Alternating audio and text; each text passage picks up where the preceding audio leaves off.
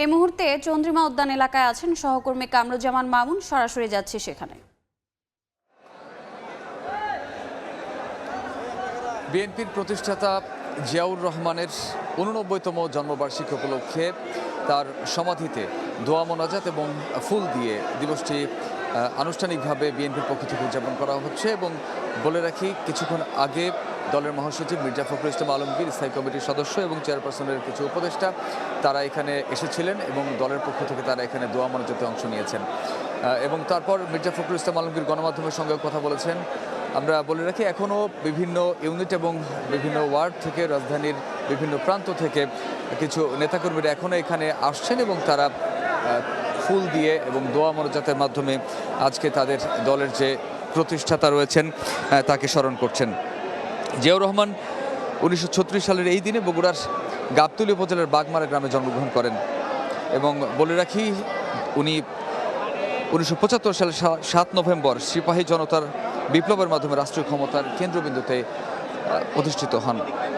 এরপর 1978 সালের 1 সেপ্টেম্বর বাংলাদেশ জাতীয়তাবাদী দল বিএনপি প্রতিষ্ঠা করেন জিয়াউর রহমান এবং তার প্রতিষ্ঠিত এই যে দল, এই দলের শত শত নেতাকর্মী তারা রয়েছেন বর্তমানে এবং তারা আজ এখানে বেলা 11টার একটু পরে মহাসচিবের নেতৃত্বে দলের পক্ষ থেকে ফুল দেওয়া হয়েছে।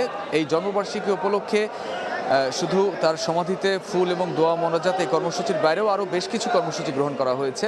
বিভিন্ন যে অফিসগুলো রয়েছে, ঢাকার বাইরেও যে অফিসগুলো রয়েছে, রাজধানীতে যেগুলো রয়েছে, সবগুলোতেই জাতীয় পতাকা উত্তোলন কর্মসূচি, এছাড়া অসহায় দুস্থদের মাঝে খাবার বিতরণ, শীতের কাপড় বিতরণ, এছাড়া আলোচনা সভা থেকে শুরু করে দিনব্যাপী, অর্থাৎ বলা চলে যে জন্মবার্ষিকী উপলক্ষে অনেক কর্মসূচি গ্রহণ করা হয়েছে।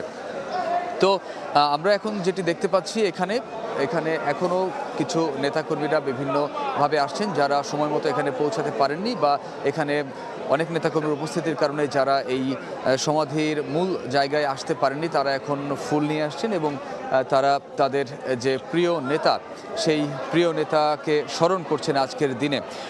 89তম জন্মবার্ষিকী উপলক্ষে তারা বলছেন যে আগামীতে তার যে আদর্শ, তার যে চেতনা, এই চেতনার মাধ্যমে তারা বাংলাদেশে রাষ্ট্রীয় ক্ষমতায় যেতে চান ভোটের মাধ্যমে এবং রাষ্ট্রীয় ক্ষমতায় গিয়ে দেশে গণতন্ত্র পুনঃপ্রতিষ্ঠিত করার যে লড়াই, সেই লড়াইকে তারা আরও এগিয়ে নিয়ে যেতে চান। তো এতটুকুই ছিল এখন পর্যন্ত আমার কাছে এই চন্দ্রিমা উদ্যান থেকে সবশেষ খবর।